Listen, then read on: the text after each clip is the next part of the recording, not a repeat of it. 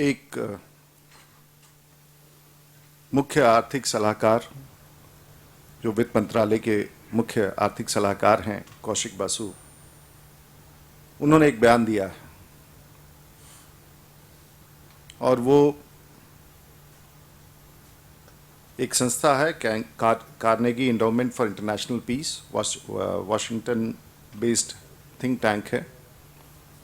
और वहाँ उन्होंने अपना भाषण में कहा, कौशिक बासु जी ने, that there shall be no reforms,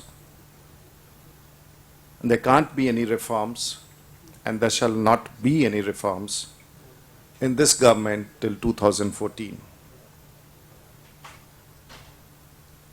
ये सामान्य बयान नहीं है।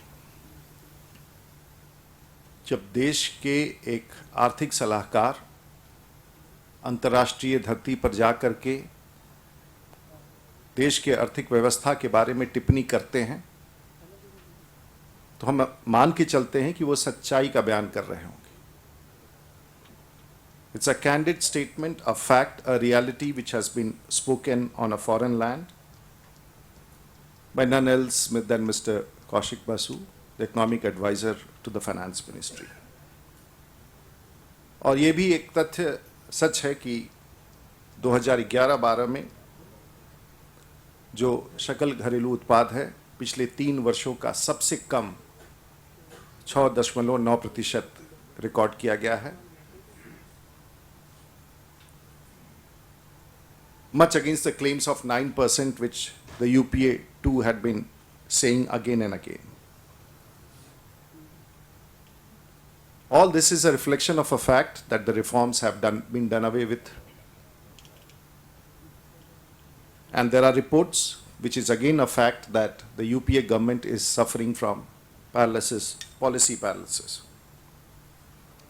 We have earlier said, our senior leaders have mentioned it, that this is an outcome of a contradiction between 10 Janpath and 7 race course.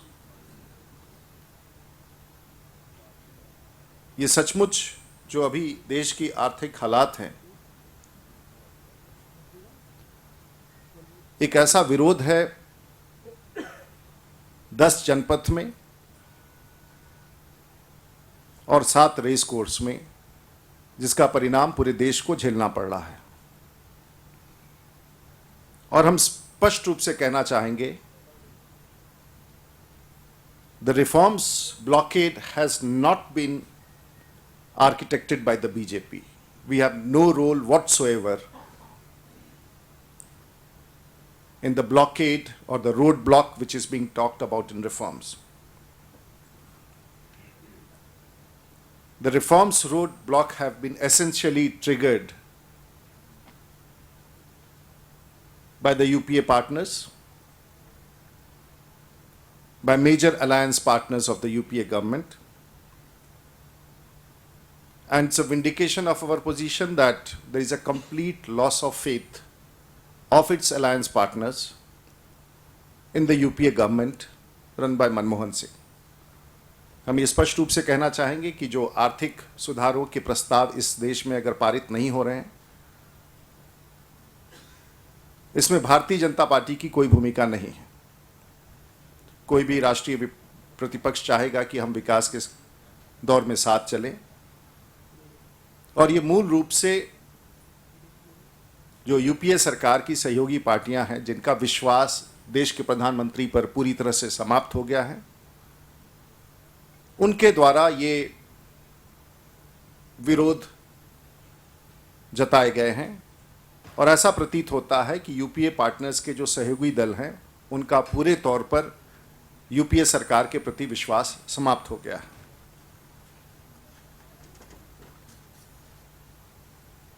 अगर हम कुछ आंकड़ों को देखें जो स्मरण कराना बड़ा जरूरी है,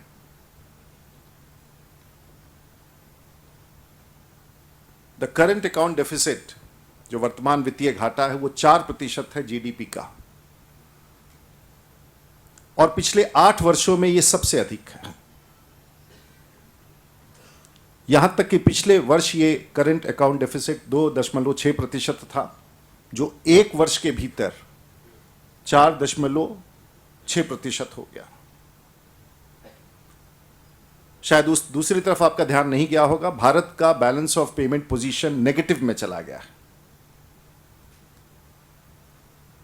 और आरबीआई ने भी अपनी टिप्पणी में कहा है कि अगर हम वर्तमान के वित्तीय स्थिति पर नियंत्रण नहीं करें तो भारत की वित्तीय व्यवस्था कोलैप्स कर सकती है, चरमरा के टूट जा सकती है। और ये सब अपने आप में बहुत ही खतरनाक संकेत हैं। विदेशी निवेश 2010-11 में 18% पिछले वर्ष की तुलना में कम हुआ और 2011-12 में 25% विदेशी निवेश पिछले वर्ष की तुलना में, यानी कि 2010-2011 की तुलना में कम हुआ।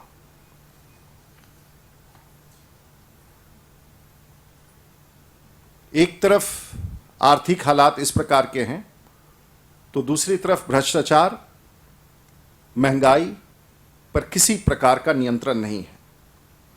और सिर्फ आप सब लोग के स्मरण के लिए, पूरे देश के स्मरण के लिए,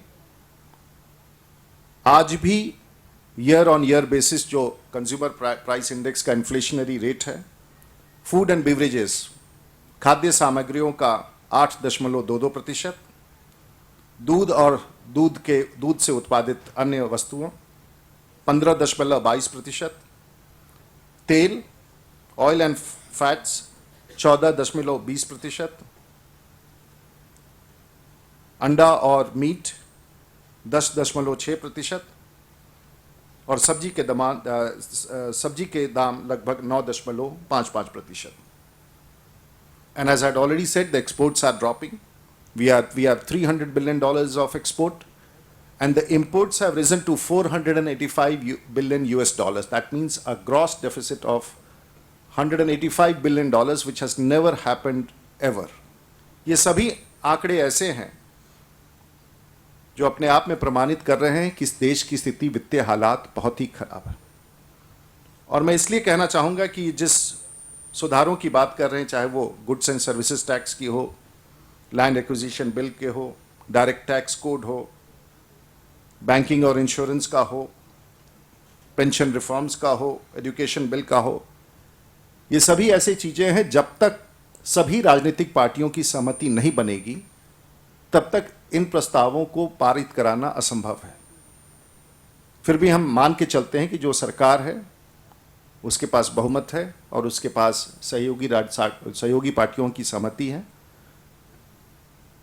और यदि ये संवाद देश और दुनिया को जा रहा है तो ये अपने आप में भारतीय जनता पार्टी स्पष्ट रूप से कहना चाहेगी कि स्थिति अत्यंत दयनीय और खराब है।